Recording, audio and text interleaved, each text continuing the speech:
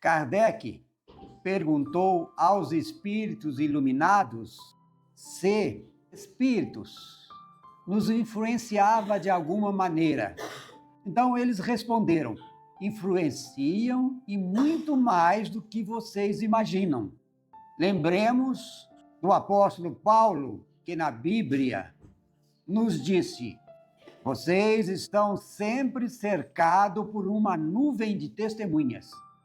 A gente usa nuvem quando a gente quer dizer que é um enxame, quer dizer, muitos. Nós estamos sempre cercados por muitos espíritos. Pode ser bom ou não, porque que tipo de espírito nos acercam sempre? Nós sabemos que aqui na Terra nós estamos cercados por pessoas de todos os tipos. Pessoas iguais a gente, pessoas melhores do que a gente e pessoas piores do que a gente. Então aqui nós recebemos a influência e influenciamos esses padrões de pessoas que nós somos obrigados a conviver.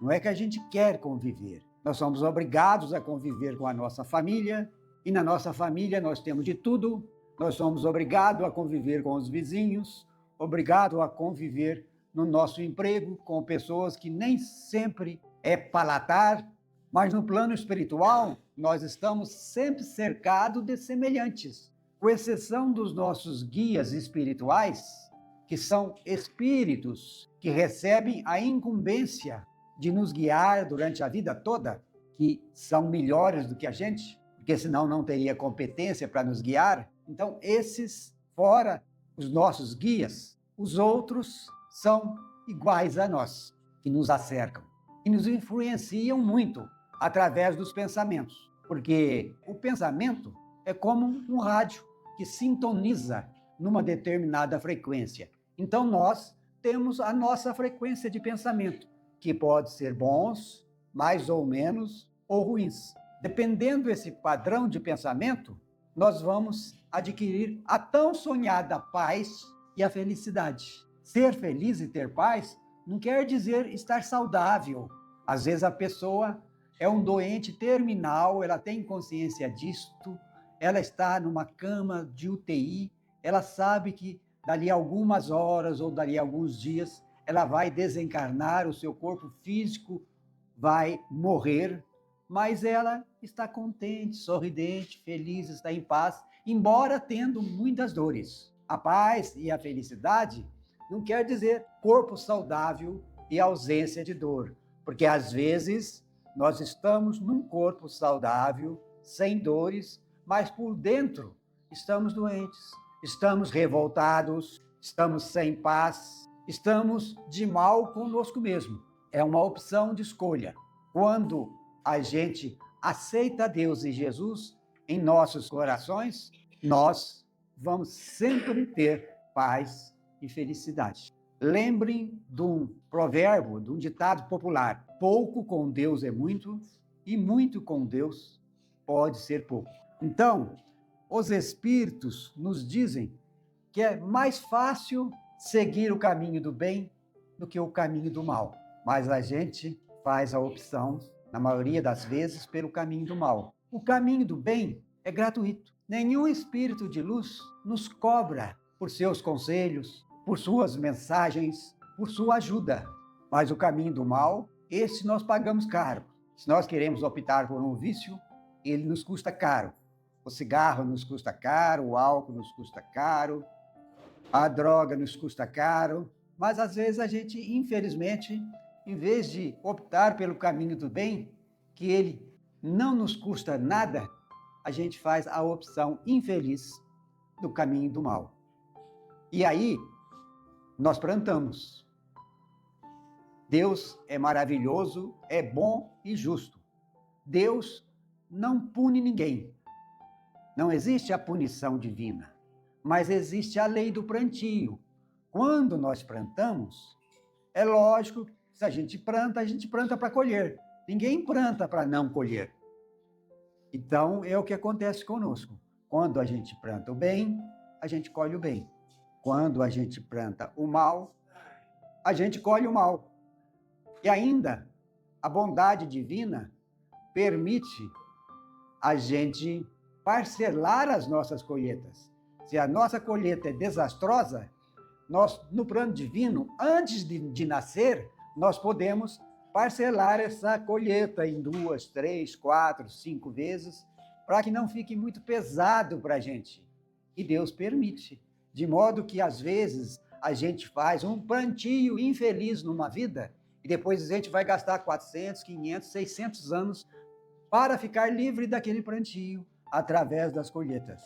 O parcelamento continua, mas o mais erro que a gente adquiriu nas outras vidas, na presente, pois é, a gente vai ter que parcelar novamente. Aí a gente nunca acaba de pagar aquela dívida vai rolando, vai crescendo, e aí vem sofrimento de maneira desnecessária. O que a gente poderia conseguir em poucas vidas, quando eu falo poucas vidas, 100, cento e poucas vidas, que é sair da inferioridade e chegar ao ponto de espírito puro, ao ponto de anjo, a gente poderia conseguir isso em poucas vidas, mas por causa dos nossos desvios voluntários, a gente fica aqui nascendo, renascendo, nascendo, renascendo, durante milhares e milhares de vezes, sofrendo de maneira desnecessária. Jesus veio nos trazer a lei do amor. É a maior lei, é a lei mais poderosa que nós conhecemos no nosso planeta Terra. Ela é tão poderosa que é a única lei capaz de, segundo a Bíblia, cobrir a multidão dos pecados. O que significa isso? Significa que, em vez de termos que pagar, colher com a dor os nossos plantios desastrados do passado, nós podemos plantar o amor, e aquele amor que nós plantarmos elimina a nossa colheita do passado. Eu tenho um exemplo pessoal dentro da minha família, um conhecido nosso que desencarnou e comunicou comigo o seguinte: eu nasci para desencarnar, para morrer de uma morte violenta, mas porque eu ajudei uma pessoa que estava afogando, ela ia morrer, eu arrisquei a minha vida e tirei ela da água. Então foi um ato de amor que eu fiz, eu arrisquei a minha vida, pulei no rio de roupa e tudo e salvei a pessoa, arriscando a minha própria vida. Então eu fui perdoado daqueles meus erros do passado e pude ter uma morte natural. O amor cobre a multidão dos pecados, ou seja, os nossos erros do passado não têm que necessariamente ser colhido com dor, com sofrimento. Ou seja, se eu feri uma pessoa no passado, não tem necessariamente que eu seja ferido no futuro. Eu posso transformar aquele meu débito em amor e ficar livre do débito. Então, a lei de Deus, ela é maravilhosa. Aqui, nós somos influenciados. E Jesus nos deixou o Pai Nosso, que é uma oração maravilhosa para que nós possamos rezar nos nossos momentos felizes e nos nossos momentos. Quando a gente faz a oração com o coração, porque a oração não são as palavras não sobem até a Deus, mas quando nós pensamos e pensamos com o coração, esse pensamento sobe até a Deus. Então eu costumo dizer que a oração é o telefone que nós usamos para falar com Deus. Muitos de vocês têm o hábito de tomar passe no centro espírita, então vocês podem tomar passe em qualquer lugar, na casa de vocês. É o alto passe, a oração, o Pai Nosso. Quando bem feito, ele é o melhor passe que existe. Não tem passe igual ao Pai Nosso. O Pai Nosso, ele é dividido em 3 partes. Ele tem a parte do agradecimento, nós agradecemos a Deus pela nossa vida, por tudo que nós temos. Ele tem a parte do pedido, onde nós podemos pedir que nós achamos que merecemos, pedir para nós ou pedir para terceiros, para as outras pessoas. E temos a parte do louvor. Na parte do agradecimento, o agradecimento também, segundo Divaldo Franco, o agradecimento também pode ser dividido em 3 partes.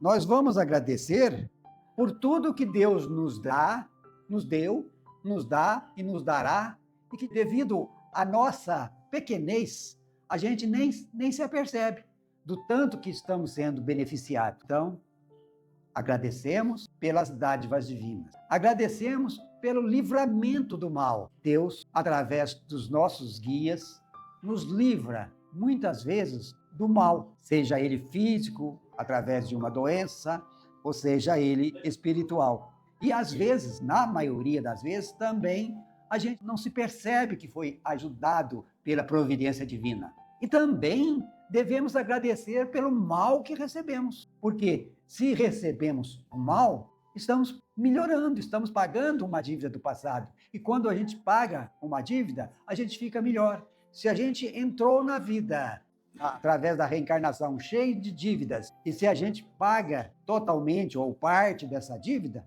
a gente vai sair melhor do que entrou. E esse é o objetivo da reencarnação. A reencarnação nos permite aprender, ensinar e livrar de dívidas do passado.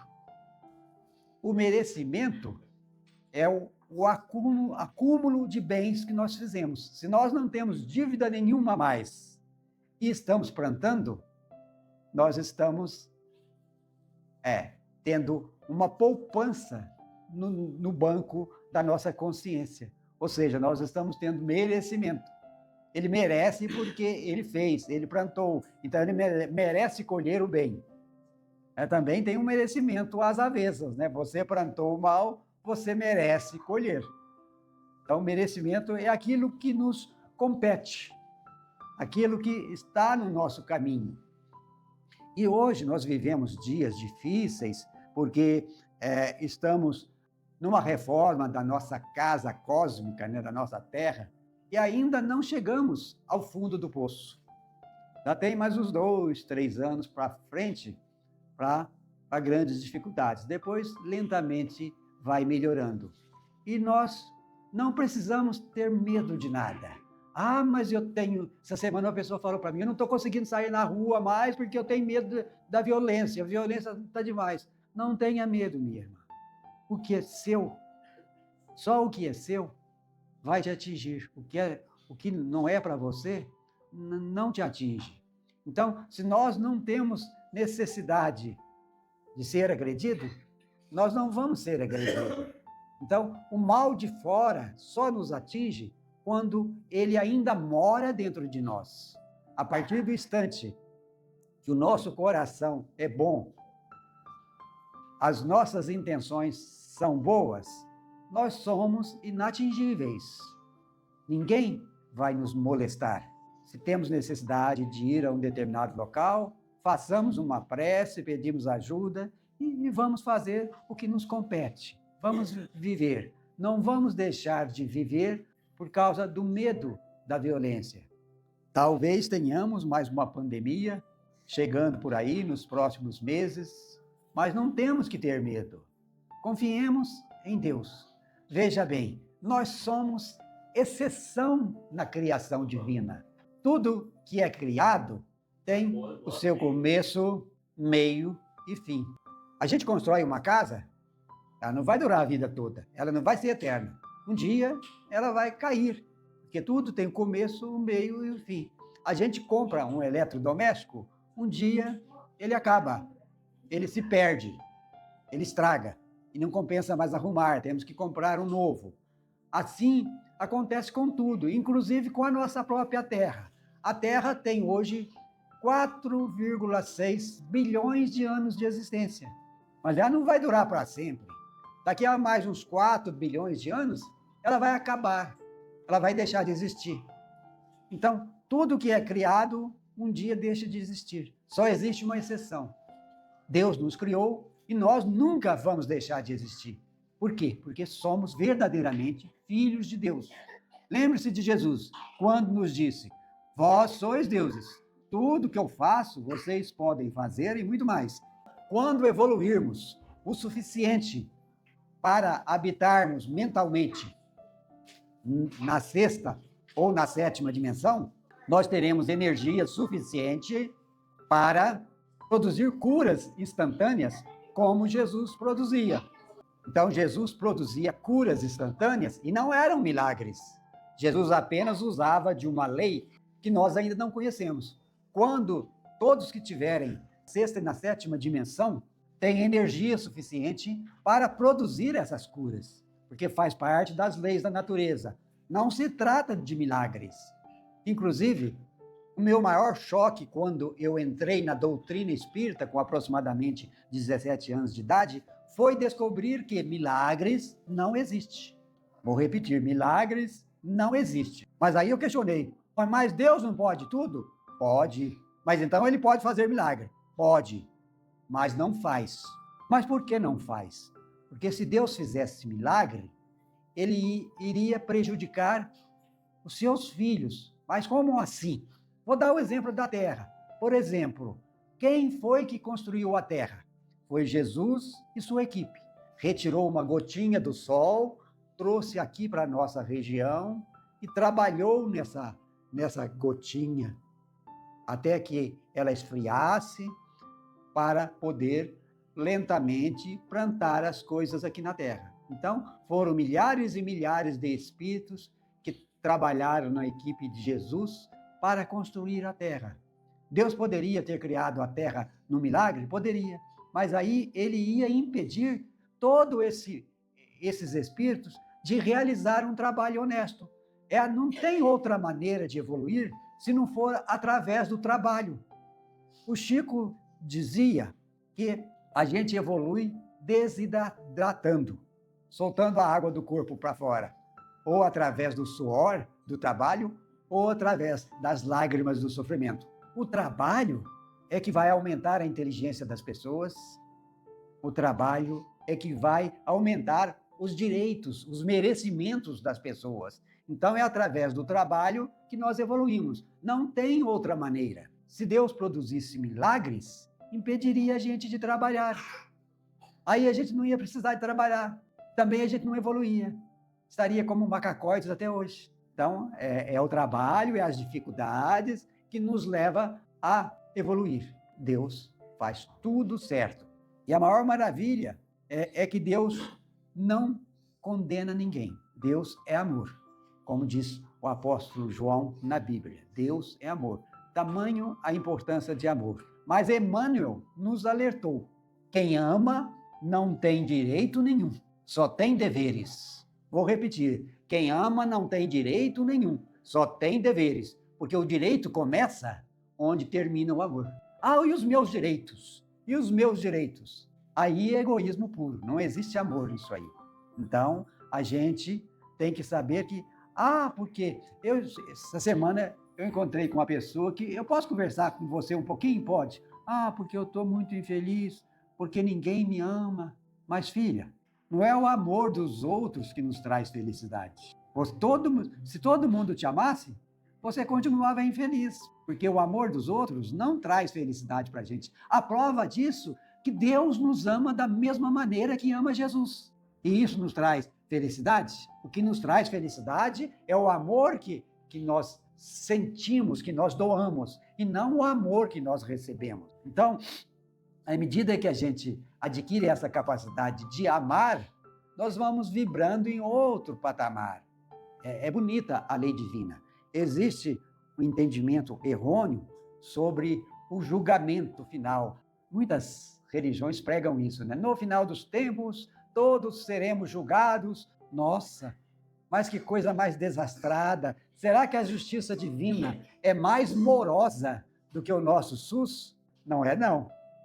A justiça divina, ela é instantânea.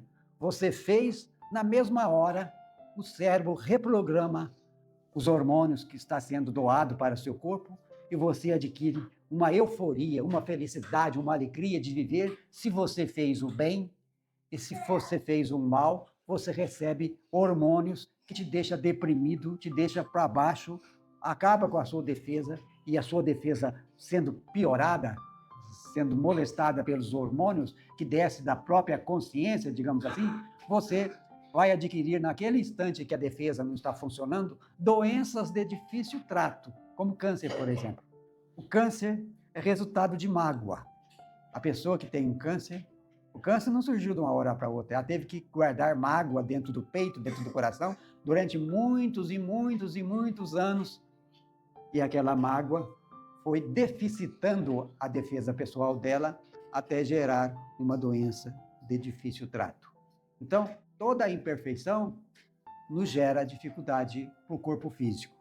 A grande bênção é que, às vezes, como, por exemplo, nós vimos aí, através dos jornais, uma atriz mirim de, parece que 12 ou 13 anos de idade, que desencarnou com um câncer dentro do cérebro. 12 ou 13 anos de idade. Então, é uma dívida que ela trouxe de vidas passadas. E a grande bênção da doença, inclusive da doença incurável, é que a doença desce do espírito para o corpo. E aí, quando a gente sai pelo fenômeno natural da morte física, da desencarnação, a gente já sai sem aquela doença. Nós nascemos doentes e saímos são, porque a doença foi transferida para o corpo físico. Então, o corpo físico, de uma certa maneira, ele é um mata-borrão. Ele puxa as imperfeições que está em nós, espíritos. A gente vê um erro, até mesmo cometido por oradores espíritas, que diz assim, o meu espírito ou a minha alma. Não existe meu espírito e nem minha alma. Afinal de contas, eu não sou um corpo que tem um espírito, é exatamente o contrário. Eu, que estou falando com vocês, sou um espírito, que momentaneamente estou dentro de um corpo que nem meu é. O corpo é da Terra. Um dia ele vai voltar para a Terra. Nem meu é. A gente fala meu corpo, meu isso, meu aquilo. Meu é só aquilo que eu posso levar comigo para onde eu for, pelo resto da eternidade da minha vida. Isso é meu. Ou seja, as minhas aquisições intelectual e moral, só isso são meus. A gente não perde, a gente leva de uma vida para a outra. O câncer está alastrando muito por vários motivos. Bom, primeiro vamos dizer que antigamente a gente não tinha estatística. A pessoa morria de câncer e nem sabia que era câncer. Então, e não quer dizer que está alastrando muito. Aparentemente, está aparecendo mais nas estatísticas, que com o invento da internet, né, nada está ficando escondido, né? Então as coisas aparecem com mais facilidade, as estatísticas, mas o nosso alimento, ele é muito venenoso. O alimento bom para o nosso corpo é aquele que a gente pega e descasca e come. Agora, aquele que a gente pega, tira a embalagem, esse normalmente é venenoso. Com o passar dos anos, vai injetando veneno dentro do corpo e aí surgem as doenças.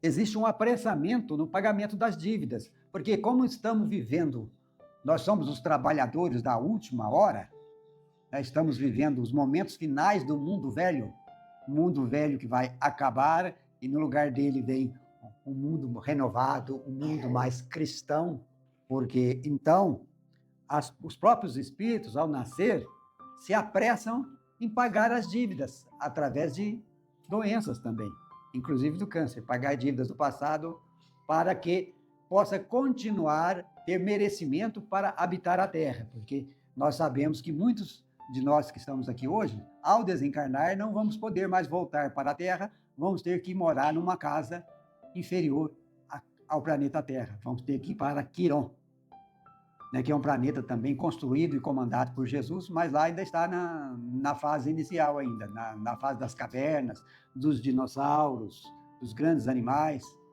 Viver no Quiron, a gente não ia ter nenhuma facilidade. Lá a gente não tem dentista, não tem medicina, não tem luz elétrica, não tem água encanada, não tem leis. Então a lei lá é a lei do mais forte. O mais forte sempre come o mais fraco. E no caso lá de Quiron, o mais forte é sempre o dinossauro. Então, viver lá não vai ser fácil, não. Jesus definiu as qualidades que precisamos ter para continuar habitando o planeta Terra através do sermão da montanha. Os mansos e os pacíficos herdarão a terra.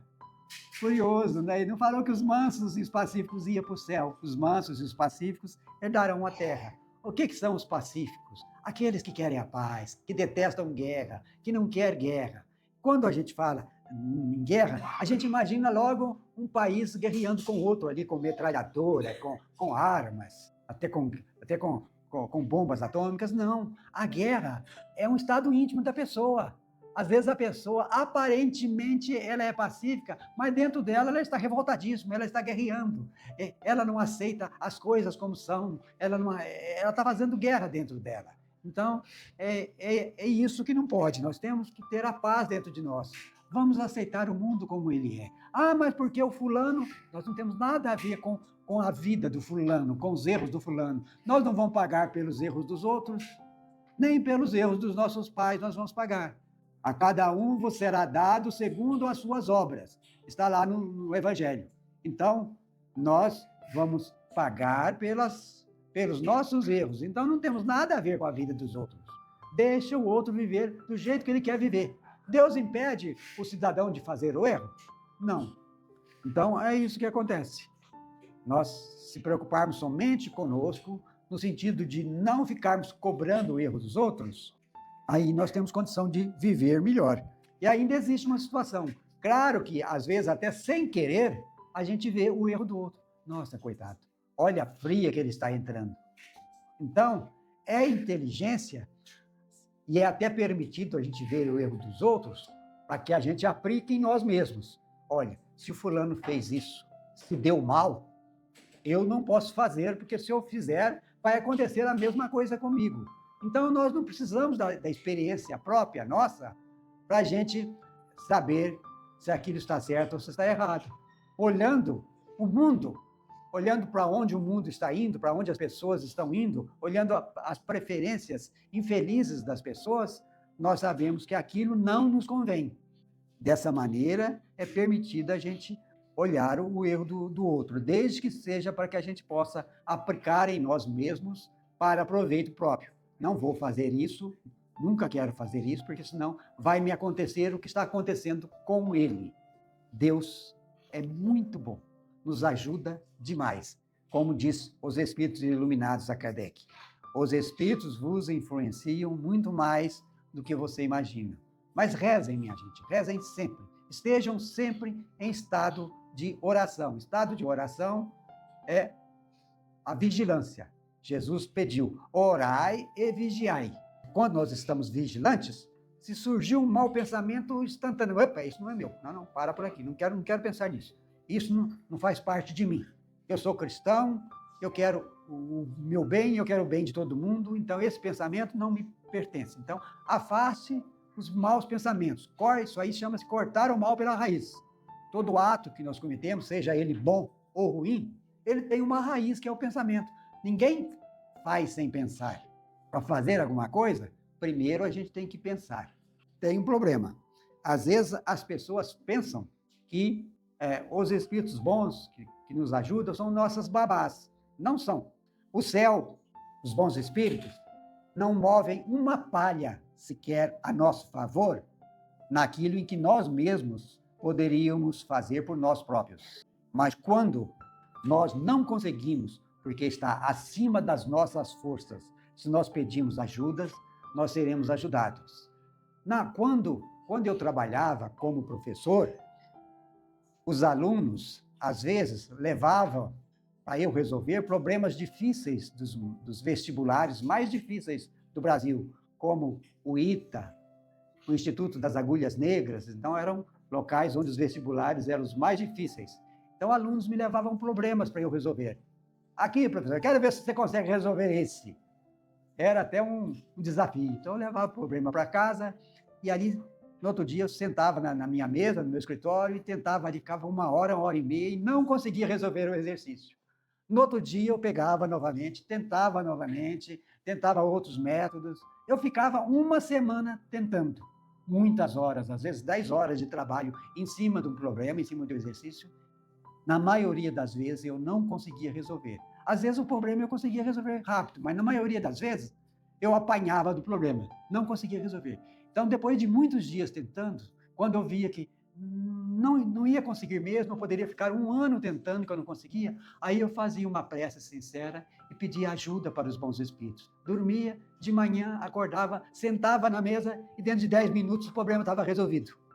que aconteceu? Durante o sono, a gente sai do corpo, entrava em contato com os bons espíritos, e os bons espíritos me ajudavam a suprir a minha deficiência intelectual, e eu acordava apto a resolver aquele exercício.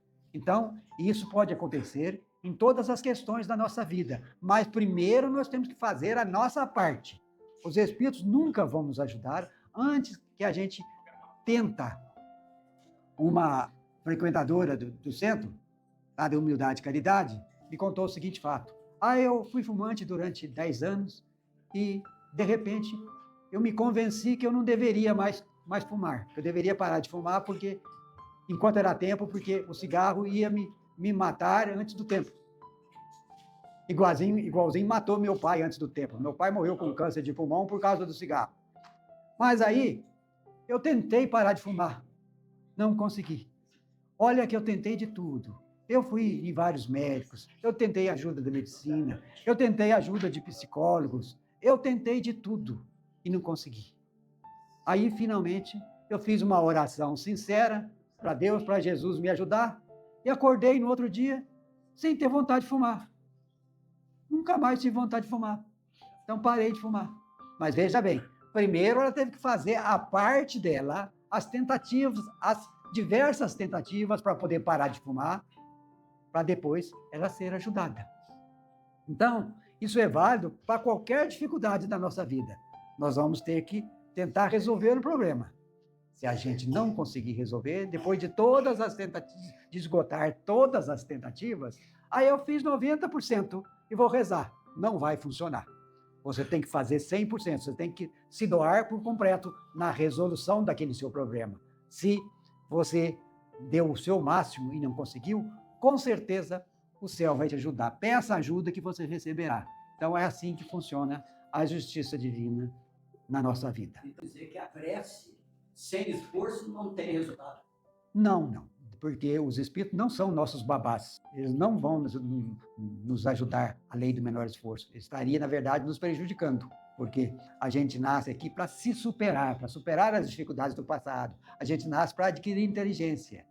Inteligência a gente não adquire assim com facilidade. Exige esforço para a gente, o aprendizado, para a aquisição, para a capacitação intelecto-moral. Exige esforço.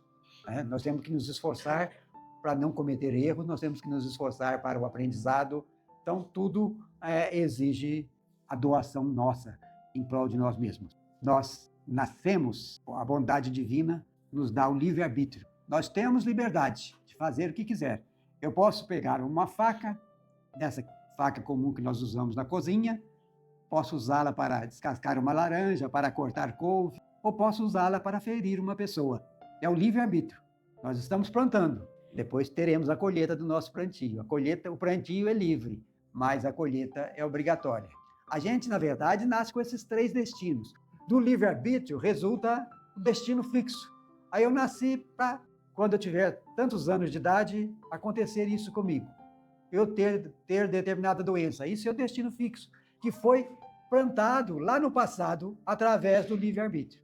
Então, temos livre-arbítrio, que podemos plantar hoje o que quisermos, Deus não nos impede, e temos o destino fixo e temos o destino condicional. A maior parte das pessoas nasce com esses 3 destinos, o livre-arbítrio, o fixo e o condicional. O que é condicional? O condicional a gente combina lá no plano espiritual antes de nascer. Vou citar um exemplo. Olha, eu quero que, ao chegar aos 50 anos de idade, se eu for uma pessoa honesta, uma pessoa do bem, eu quero ter dinheiro na minha mão para que eu possa, com esse dinheiro, ajudar as pessoas. É uma promessa que você faz no plano espiritual, que os espíritos abonam e aceitam. Então, ao chegar aos 50 anos, se você for tudo aquilo, uma pessoa honesta, a providência divina coloca dinheiro na sua mão.